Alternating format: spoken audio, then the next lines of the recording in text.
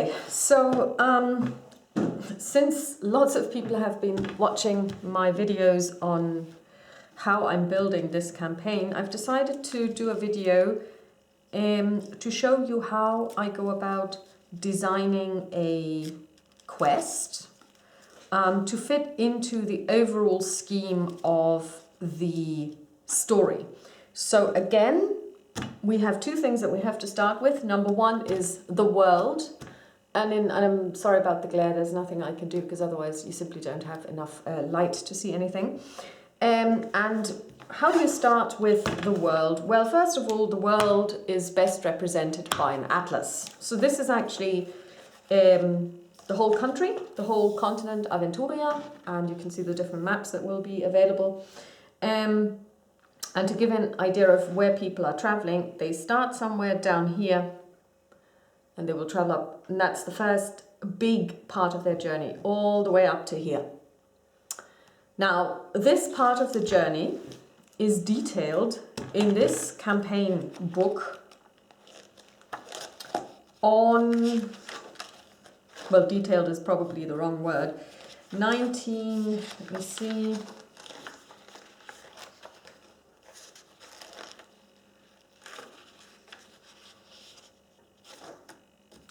8 pages, including pictures. That's ridiculous. 8 pages for such a long journey. And mind you, they say that you can play this book, that you can play this campaign with only the basic rules. You don't need any additional material to play this. Of course, that's completely wrong, that's nonsense. The descriptions of the areas that they will be traveling to come in 2 books. This one is Im Bann des Nordlichts, which describes the northern part of Aventuria, and Land des Schwarzen Bären, which is essentially das Bornland. This is where you first start out, this is where Festum lies, and this is where you have to travel through. And then you enter into the wide open country that is the north of the continent. So think of it like Finland, for example. And that's the second part that you will be traveling through. And they don't give you any additional information except those 9 pages, and that's totally ridiculous because, you know, it's just not even going to do justice to the stuff that you will be finding. So, since I want this journey to be memorable, and to not just say, okay, and then you travel and we just cut this short, because from down here to up here, this is going to be a journey of 8 days. There is a neat little web-based application called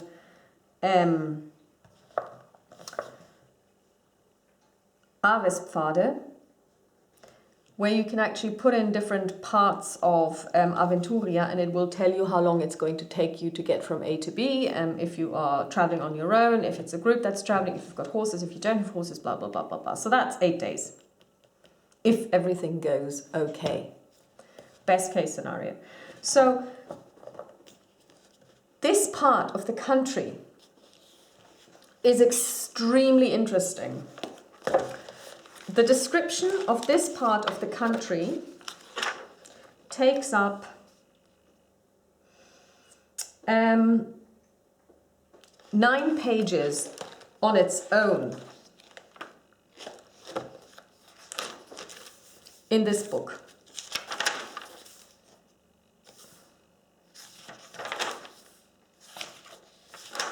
A lot of it is, of course, Pavi, the main city, but also the rivers that are there, flora and fauna, Estiva, a place that you will come through.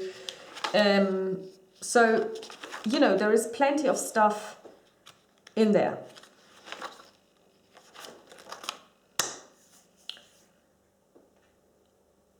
And then, of course, when I started putting my campaign together, I had to read up on all of this, because this land may seem empty, but it's not. And also, I want this, like I said, journey to be memorable. So I thought, okay, well, what else is there? So I checked up on the Mysteria et Arcana that are in this land, and I came across something that sounded really, really interesting. Because there is something called Nauki Myrkui Kuien, which translates into false wood and false swamp. That's somehow evocative already. So there's a swamp there and a wood, but it's not a swamp and it's not a wood. So what is it? So so there's just some information there. This is a forest in the middle of the tundra, which of course is deforested. There is no forest. There is just lichen and moss and, you know, grass, and it's a steppe. But suddenly there is this wood. And it says here that even just having a wood there, forest, is really strange. And anyone who knows anything about plants will be surprised by this. But also, interestingly enough, the woods, the forest that is there, the trees are really strange as well. They should not actually be there for this type of climate at all. They have plants that you would normally find a lot further south. Again, how did they get there? And then what happens is you learn that while there are trees and woods, most animals don't go there. And the Nivesen, which is the indigenous population, think it's somehow cursed. And right next to it is a moor, a swamp, where the temperatures are a lot higher, well, comparatively higher to the surrounding area, but there are hardly any plants there. Just a couple of lichen, slimy mosses, very, very gnarly trees. And as you walk through this swamp, you suddenly come across a table mountain in the distance, which rises 3 kilometers up. I mean, 3 kilometers, 3K. That's Alps, you know? And almost at a right angle from the ground, which in and of itself is like, you know, whoa, that's just something to behold. I mean, I have seen Table Mountains. I think we've all seen pictures of Table Mountain in South Africa. But I've got a Table Mountain right outside my door. Well, not quite. And it's Ben Bulben in Sligo. And it is also because it's almost on the coast. When you drive towards it, it's also very, very flat. And then suddenly this thing rises up. And it is quite impressive. So as I was reading this, all of these thoughts came into my mind, you know, okay, so I was thinking of Chernobyl and what the what the vegetation is like there. It's completely cut off, you know, but it has been left to grow for a very, very long time because nobody ever goes there. And so I was thinking, okay, I want to have a dead swamp. I want to have like a dead landscape, which is dead but not quite dead. And then I want this tabletop mountain. I want them to go and explore. And so I've got 2 characters who come from the north, I've said this before, for whom this would be a very, very interesting quest to go there and to be one with nature again. Because they have been around people now for a very long time. And it's all been noisy, it's all been loud, they've been to a big city, they didn't quite like this or not at all. So I thought, okay, well, these 2 I could send on a quest. You know, they're both hunters, although one of them is more of a smith, but they both hunt. One of them is a hunter for a living. So they could, for example, just be kind of like outriders that, you know, scout around to ensure that nothing happens on the way from Letyaskaya to Pavis, that they basically do some flanking maneuvers to ensure that nobody attacks from the sides. And as they do this, they might actually come across this place and go and check it out. or they might be going off on a hunt and then come across this. So there are different ways in which I could pitch this to them so that they come up on this. So that's number one. And then I turn to page 182, where we've got the Mystery and Arcana, which actually tell me as a DM more about this. And what it says here is, first of all, it's got an asterisk. And asterisks denote something really important.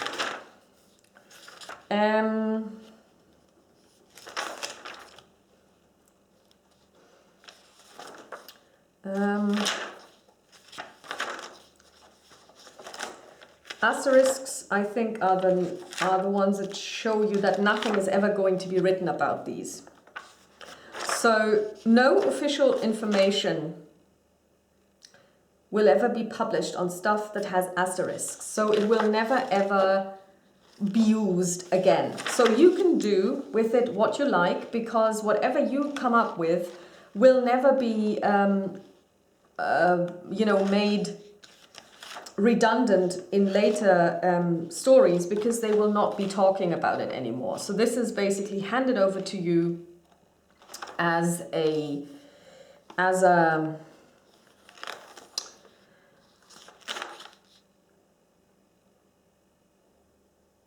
your own, if you like, part of the world that you can use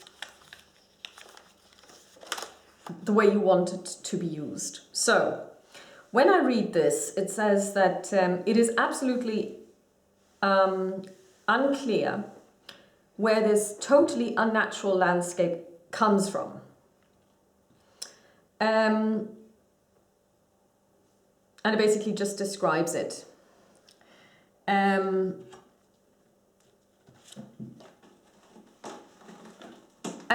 it kind of talks about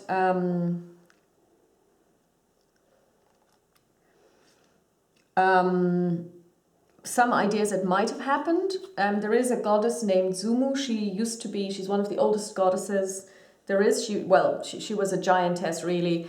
And she was killed by her lover, and then basically she fell down and she started to bleed, and her blood is basically the blood life. That's one creation story that exists in this world. So it now tells us that there was a chimerologist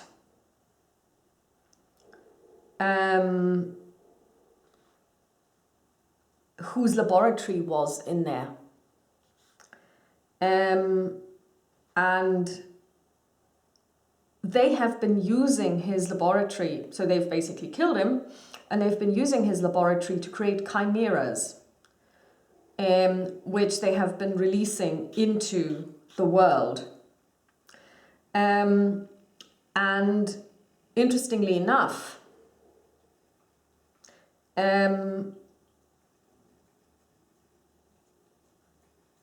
there is also Glorana, who is the main villain, and who's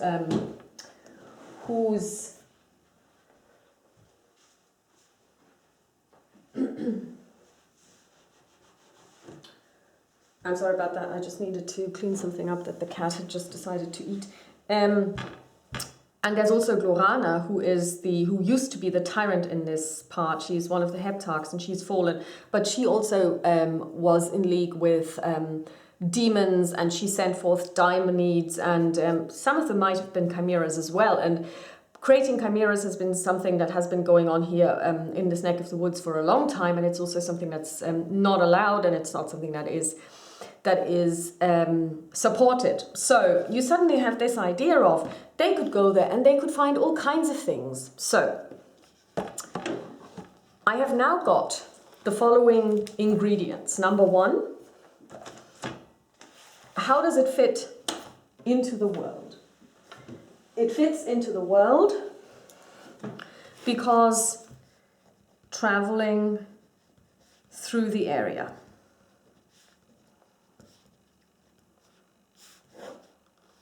That's how it fits in. It's part and parcel of the world. It is part of the neck of the woods that they're going through, so it's easy to fit it in. So, number 2, how can we fit it into the story? Well, we've got 2 characters who are hunters, scouts. They come from the north. They're actually the only ones that come from the northern half of the area that we're talking about. So they could be hunting, they could be scouting. So there isn't really a lot of motivation that I need to plant into them. They might come across this by accident and just investigate. Or maybe if things go that way, they might meet somebody who tells them about it and they decide to check it out. So that's how it fits into the world and into the campaign, because in the campaign they just travel through this and we have motivation for the group. So now the question is, how do we fill this with life? Well, number 1, what I like to do, because I play online, is I like to provide them with visual aids. So I've already put together several slides with the actual, with photographs of Chernobyl, of the surrounding area, of Ben Bulben, and so on and so forth. And I've kind of like worked on the photographs a little to make them look really eerie, because it's to me, this is an eerie place. To me, this is not a cheery place. So the big question is then, what are they going to find? Well, first of all, we have heard of chimeras. So there will definitely be chimeras. Also, it's quite unclear what is on this mountain. Will they be able to climb it? Because it's kind of like perpendicular to the ground and it's 3 miles, so that's 3 kilometers high. So we'll have to see. Maybe we can do something with the mountain itself. Maybe they can climb the mountain. And now we come to this where I would like to use something that I don't usually do. I don't usually leave things to chance, but in Aventuria there is a game called INRA. INRA is the Aventurians tarot. So this is just the arcana, and I think it's a deck of 49 cards or so. And we will just draw a couple of cards and we will see what we draw. And we'll see, let's say we draw 5 cards, and we'll try and see if we can fit them somehow into the story. And by the way, I'm not going to publish this video until after we've played the session, so because I don't want my players to be to get any spoilers. Okay, so we've got, so I've been, as you can see, I've been shuffling them. So let's just draw 5 cards. 1.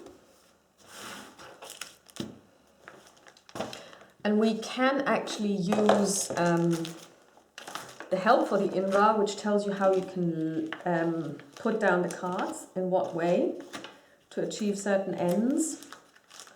They're usually used in LARPing, where people actually use this to as fortune tellers. And we've also got the interpretations of the arcana and so on.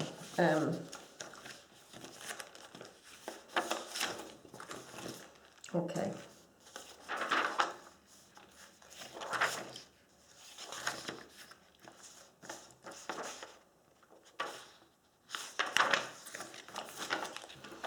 So, these are the 6 ways in which you can put down the cards. So they take 6 cards. So let's take 6.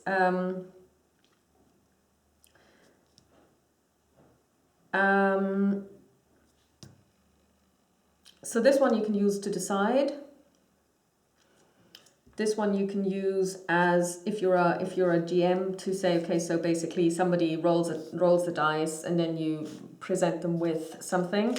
So we're going to take this one here. So we need 6 cards. So this one is the first. So we're going to do 1, 2, 3, 4, 5. No, sorry, 1, 2. Okay. Let's do this again. If we're going to do this, we're going to do it right. So, cut. 1, 2, 3, 4, 5, 6. So let's zoom out. So this is what this looks like now.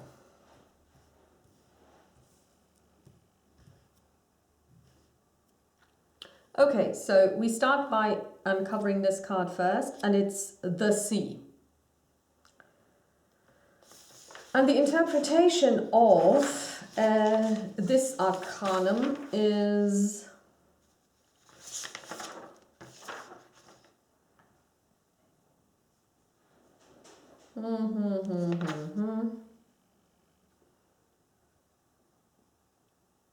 okay. Basically, putting out to sea, fishing, and sea monsters. Okay, we're landlocked. Next up is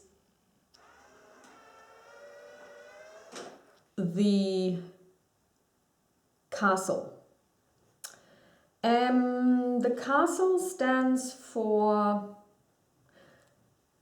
principles, but also safety. So next up, we take number 3, which is the stars. So I have no idea where we're going with this, and we may end up not using it, but it's something that's nice to. This is treasure or guardian. Okay, number 4, fertility. It's probably pretty obvious.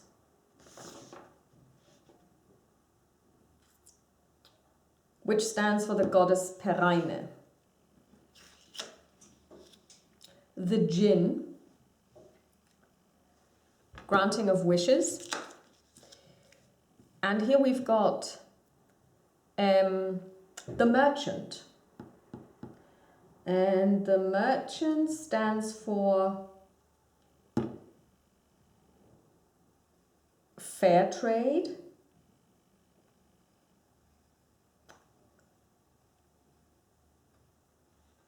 But also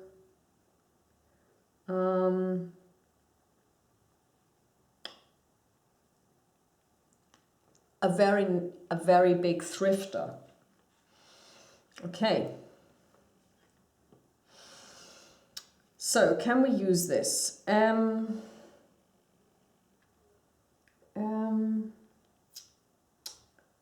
Here we've got someone who can fulfill a wish. The goddess Pereine we can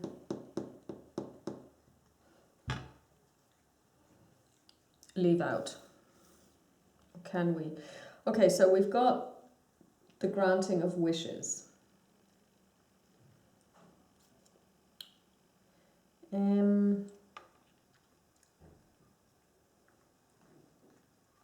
Okay, I've got an idea.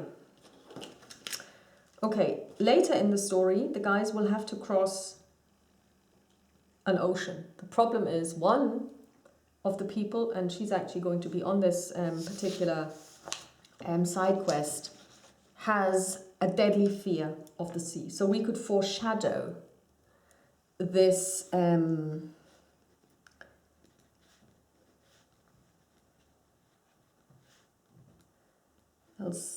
I'll see if I can do this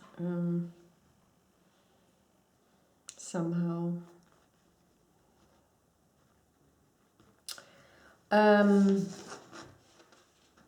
Maybe we can put this in there somehow.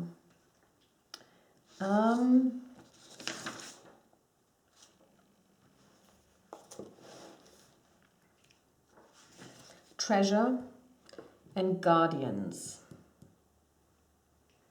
We could have a guardian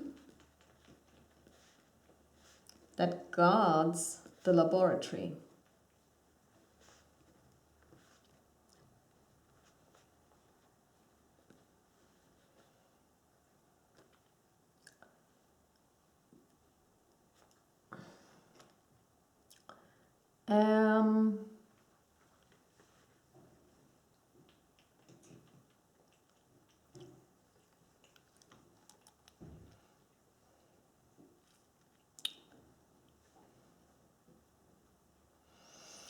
Here we could say that they meet someone who makes chimeras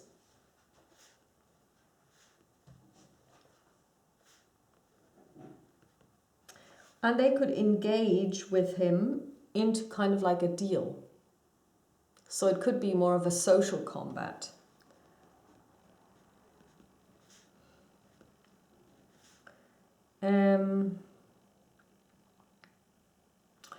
And I think I'm going to use Pereine after all, but in a different way. Because there is something that can be harvested from the ground. It's Zumu's blood, so it's not Pereine's blood, but it does work with growth and stuff. So it's essentially something, a substance that comes from the ground. It's called theriac, and it's mined. And during Glorana's reign, there were so-called collectors that were essentially slavers that got slaves and basically worked in theriac kind of mines. It's not quite mining because it's above ground, but it's, you know, still some kind of mining. And this has now basically been shut down, at least in this part of the world. But these guys could come up on some old mining gear and find out about it. And when a mine has been depleted, the way you work the mine is you bring in a demon and you put it into a kind of crystal needle, which is a really tall crystal, sometimes made of ice if you're far enough north. And once the mine is depleted, the demon is still in there.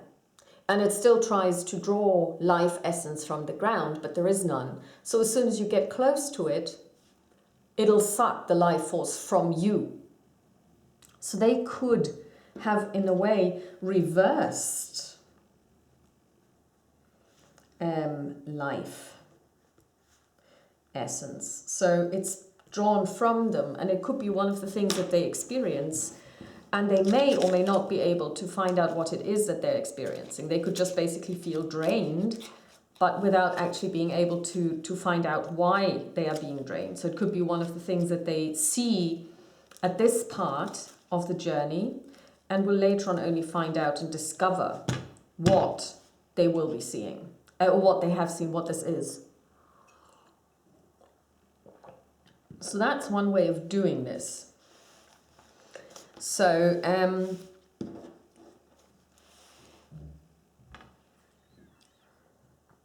so the guardian that guards the laboratory could be some kind of even chimera. Now, chimera don't necessarily need to be evil. They can just be chimera. They can just be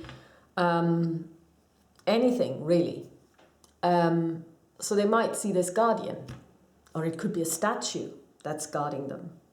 That's guarding the laboratory, that they have to figure out. So we could say that there is a guardian that awakens when you come close to it. And it may ask you a question. There may be a riddle here somewhere. It may be a riddle around...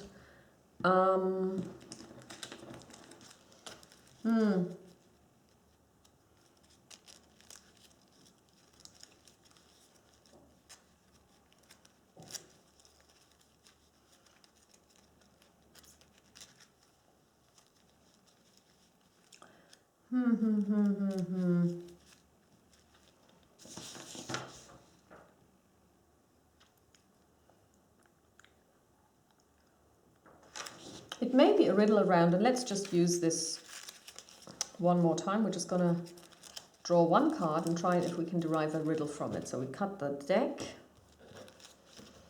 and we draw the world. You don't get bigger than that. Oh wow, because the world actually stands for Zumu, so that's basically the giantess whose blood theriac is. So we have a riddle around Zumu. This is going to be interesting because none of them know about her.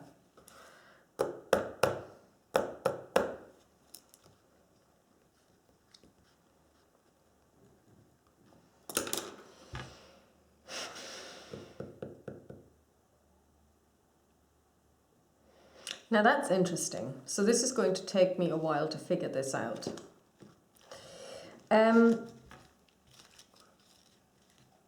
But what I think I've been able to show you is that if you design, and this is something that I don't usually do, I don't usually use cards. This is new, I just printed them off yesterday, as a matter of fact.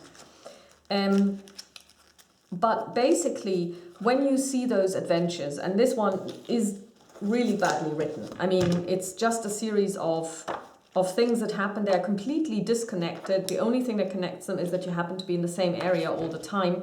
But there is no golden thread. It's just, you know, something happens. Oh yeah, why should they get informed? Why should they do something?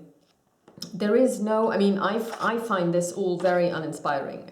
The only reason why I wanted to play this was because it's set in the north, but I hadn't really read them. I just decided I wanted to play this. But you know, it may get better. Who knows? But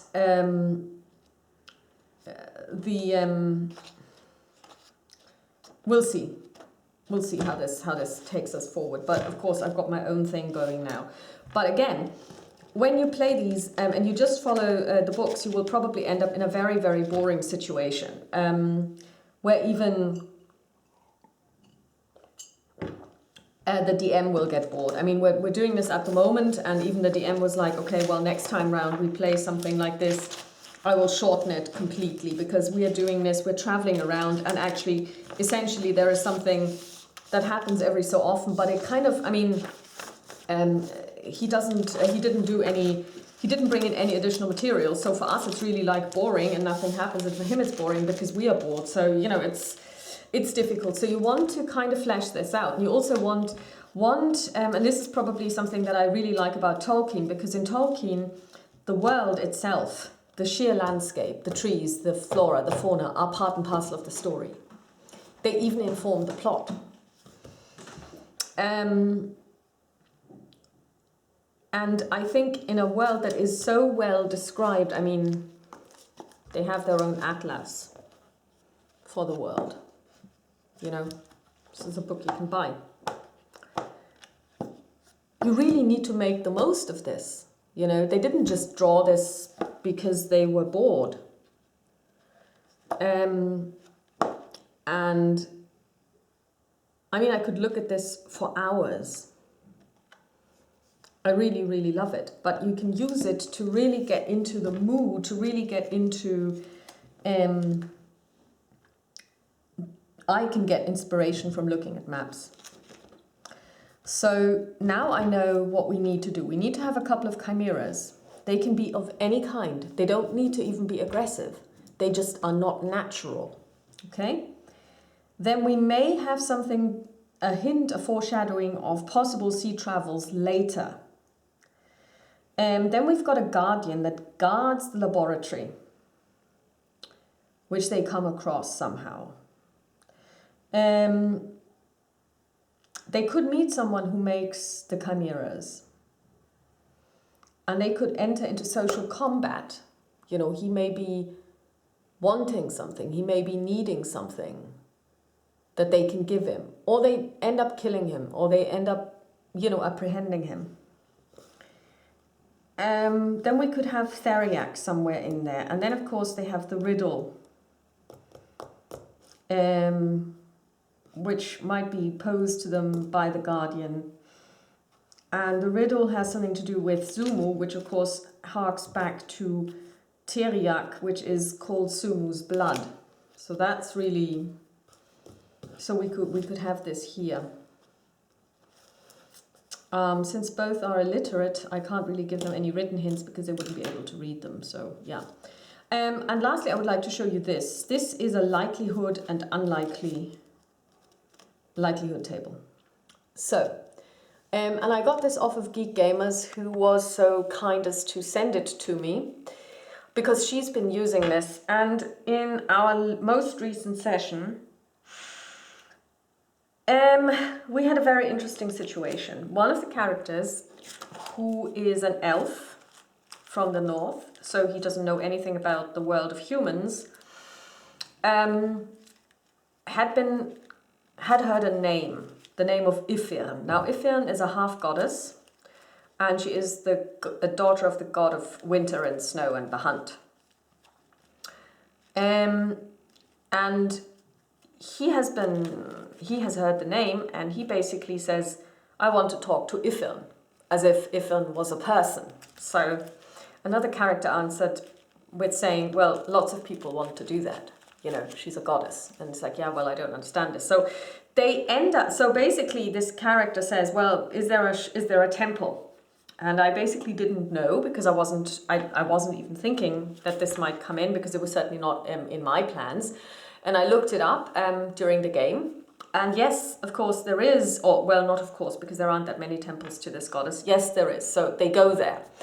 And so he's like, yeah, well, I'd like to talk to her. So he meets one of her priests, and he's like, yeah, well, you know, she's everywhere and she's nowhere. So if you want to talk to her, you can always pray. But, and she may answer you, but it's sometimes difficult to discern the answers of a god and to understand them. So, and so it was like, okay, so what happened? So he basically sits down with this priest, and the priest prays with him. And so I had to make a decision. Will he see or will he hear anything? Or will she respond? Will the goddess talk to him? And for this, it would have been great if I'd had this table, because it's you can roll a d20 to find out if it's likely or not. So in this case, I would have said it's very unlikely, because first of all, he doesn't know who she is. He doesn't believe in the gods to begin with. He's of a completely different race, and he doesn't understand any of the concepts. So it's very unlikely. Maybe even almost impossible. Then I could have rolled and I could have seen what happens. Chances I would have ended up with a 1 to 14 or 1 to 17, which is a no. But it does get interesting when you roll on a no but or yes but, because then you turn over the card, and I've kind of adapted this a little. Because whenever you have the yes but or no but, you roll a d6 and then you see what the complication is. So it could be an adjustment to the physical environment, a twist to the relationship between the people in the situation, an error in an assumption a PC or NPC is making. A PC gets some information that's factually wrong. The failure of a piece of gear, either hero or NPC, sublimely bad or good timing by a sudden event. Now, if I'd done it this way, I would have been able to roll, and I would have made a note of what the outcome was. And it might not have had to happen there and then if it had been a but roll. Yes, but, no but. But I could have worked this in and then later on brought it in. It doesn't have to happen now. And so for future reference, I'll be using this when things like this come up, because it is extremely helpful.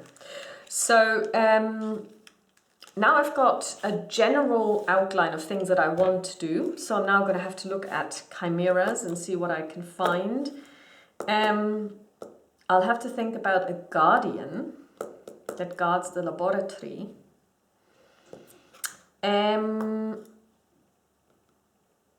Yeah, and also think about how they can find all of these things. So that's going to be interesting, and that's going to be what I will be doing next. So that's part 1. I may be doing a part 2 about this, but like I said, I'm not going to post this until after I have run the game, and then I'll be able to tell you how it went. So I'll talk to you soon. Bye-bye. So, hello, welcome back. This will be one video. So there's now been 24 hours or so between the first part of this video and the current part of the video. So I'm still working on the side quest that I want to send, or that I will send 2 of my players on and their characters. And I described to you in the previous version, or in the previous video, or well, actually in the previous part of this video, because it's going to be only one video, how I went about planning this. And I mean, we basically came up with a way of filling the story out, filling the area with life. And then I read Kommando Olachtei, which is supposed to be set in the same area and is supposed to describe the false swamp and false forest. The problem is it doesn't. This one is a very, very old module. It's from 1987. So back then, apparently or obviously, the lore was completely underdeveloped or not developed at all, because although geographically speaking, this area that's covered in this module is the same as the false forest and the false swamp, they don't get named and the description is completely different and it's got nothing to do with anything. So reading this was interesting because it's one of the oldest modules, so it's from probably DSA 1 or maybe DSA 2, I don't even know. And it kind of, shows you how they were still trying to emulate D&D at the time because they didn't know any better.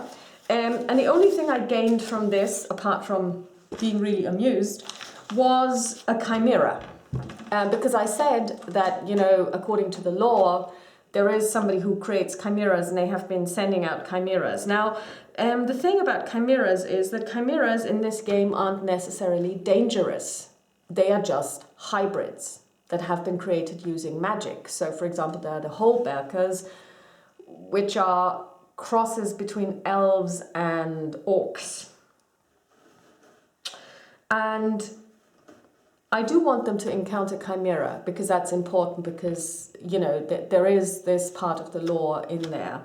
But I don't want to make this the most important part because I've decided to do the side quest differently. So I've chosen one chimera that they will be encountering, and that's a dog flower. Now, dog flowers are just that. They are flowers that have their blooms are actually dog heads and they bark. And since they are flowers and they're just basically this tall, maybe 30 centimeters tall, they're not really dangerous. They're vegetation, they don't move. And then I found another chimera in the Kommando Olachtei module, and that's the Felsritzer. So that's very small snail-like beings that have lion heads and lion teeth, tiny teeth, and they basically eat away at the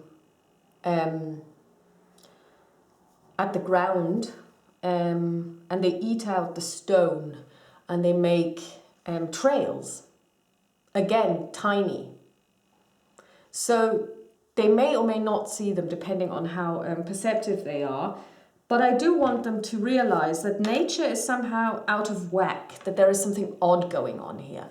But I don't want to make it the centerpiece of the story, because the centerpiece of the story will be to do with Teriak and Sumu, so Sumu's blood. Because remember, we did the thing with the tarot cards, and then I kept reading from this book, which is the first part of the trilogy. And in here is a scene or a little adventure, well, it's the fourth adventure, where they essentially are supposed to find a group of people that have been kidnapped. And it turns out that they have been kidnapped by collectors, and collectors are slave drivers and slavers that basically collect people to put to work in Theriac mines. Now, as I said, Theriac is mined above ground, and you basically mine it by bringing forth a demon, then building some kind of structure that drills into the earth, and then you basically extract the Teriac, which is some kind of green liquid. I believe it's green. And a lot of these collector bands were driven out and destroyed after Glorana was ousted, but some are still active. And I want this to be about them, because we are playing the heritage of the Black Ice. This is still part of the heritage of the Black Ice. These people still exist. Their numbers have dwindled, but they still exist, and they still prey upon the people living in the area. So what we're going to do is we're going to stick to this, but we're going to add somebody named Ulgan Nortan. So I'm just going to spell this out. Ulgan Nortan. And he's a demonologist. And he is looking for, or he is trying to put together or get more slaves to do his dirty work for him. So what we're going to do is we're going to say he has been successful already. Because it's neither here nor there. So basically in this story you're trying to prevent him from being successful. Doesn't really make any difference. Let's just say he is successful. He manages to do this.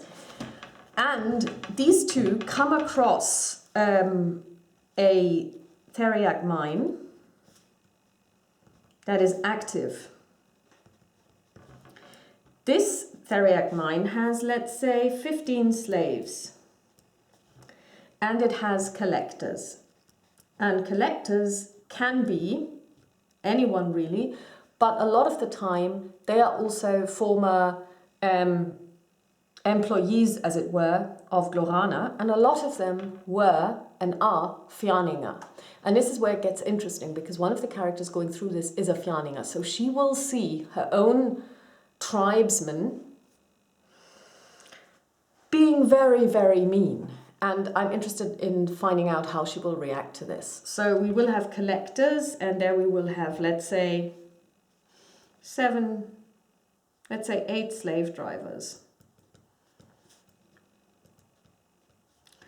3 of which will be Fjarninger. And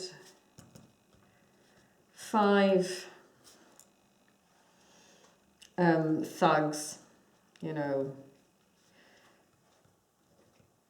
Norbaden and Middenrealmers. Doesn't really matter, but they are evil people. So that's 8 people. And then, of course, we have Ulgan, who is a demonologist. So I would have to give him stats and some spells as well. And then we've got 15 slaves, and they are pretty run down, so they won't be any help. And this is basically all the planning that I will do. So I will have to give him spells and stats. These guys up here, I just will take generic thugs. You know, there are plenty that I can reuse, so that's not going to be of any interest and very difficult. The point is just, how will I get them there? Well, they will start out, they will explore the area, then I will draw their attention to the mine. Then when they approach the mine, they will see this. And then they have to make a decision. And this is something that I will not plan for, because it really depends on what they will do. Because it's going to be very easy to understand for them, hopefully, that attacking these guys is going to be complete suicide. It's a suicide mission. They cannot win.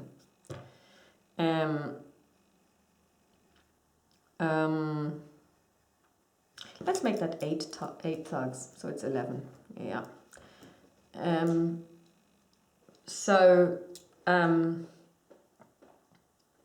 This is going to be difficult.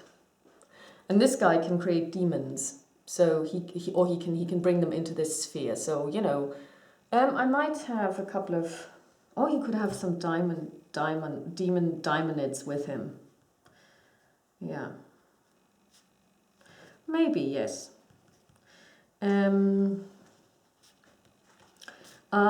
We will see how we play this. So it could be, well, yeah, maybe 3 and 5 is 8, and then 1 or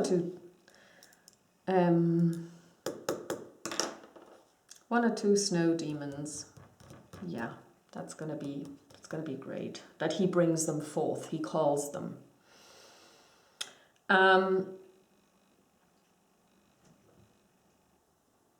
And so then they have to make a decision what they want to do. They could stake out the place, they could wait till nightfall, they could see what the routine is, they could stay there for a couple of days, that's fine, to just kind of get a feeling for the place, and then try and free the slaves at night.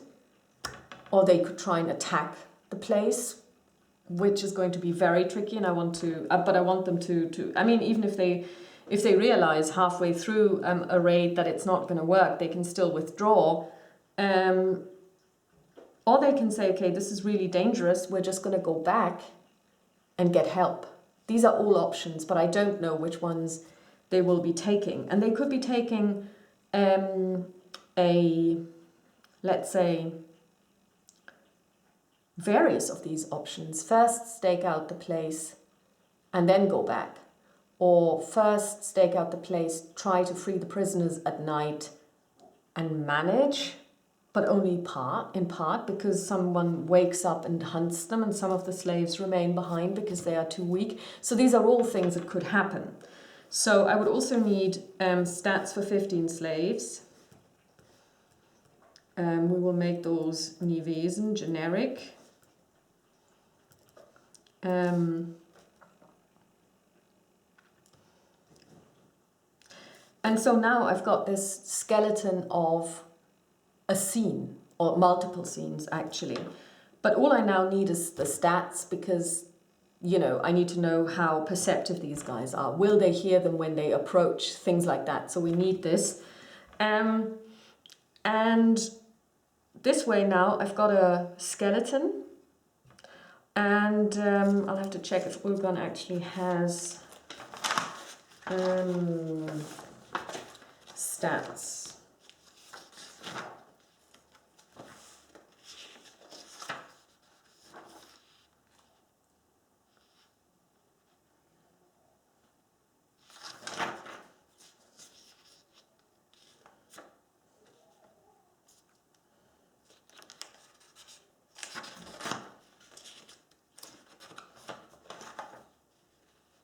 Yeah, Ulgan Norton does have stats, and it tells me what he's got.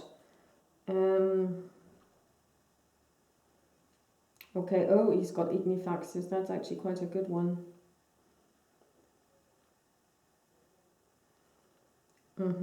Yeah, so he's got stats, so I can just take those. Some of the collector thugs have stats, so I can take those. So I just need to get 3 Fjarningers. But that's pretty simple. I can just take them out of a book. So this is all very simple now, you know, so I just have to go in there and put all of this together, and then I've got the story. But now the main thing is, and I think this is the point that I'm trying to get across, I started out again with a world, then I decided to have the world as part of something that's happening here, because it fits in with the adventure, because the adventure is set in a certain area. And then I basically try to make it part of the adventure so that it's organic, although in the beginning I didn't even expect it to be contributing to the overall story arc. It now turns out that it will be, because I took something from this book, which I didn't know in the beginning. And so it all ties it in nicely, because this guy, Ulgan, has been in Parvi and has been working with collectors there. So once our group makes it to Parvi and they talk to people and mention this, or even if they manage to free some of the slaves, they might be from Parvi, they might be, you know, heralding the advent of our heroes, which would give them a very, very different street credit once they get there. So these are all things that are now possible with this scene. But I started by, in my mind, thinking, oh, this sounds like an awesome place where I would like to go and adventure and explore. So I'm going to ask 2 of my players, who are the kind of players who would like to enjoy this and who would enjoy this and who would like to do such a thing, would you be interested? So as you can see, even when you play in a non-open world, and DSA isn't really an open world because of the meta plot, there are plenty of things that you can do, and the only thing, well, I mean, I guess the only thing you need to do is you need to read a lot, and that is probably one of the biggest issues when it comes to DSA, because there is so much extant material. You really, really have to read. And it's also at this stage quite difficult to get all the stuff, because like I said, most of it is only available as PDFs now. And I hate PDFs, so I always have to print off stuff, so that's very expensive. I mean, I don't understand why they don't offer print on demand. because they would make thousands. Okay, so I hope you found this interesting. This will be the last video before I run the game. Once I've run the game, I will do a review of this video and kind of tell you how it then actually went. So that's all from my end. Talk to you soon. Bye-bye.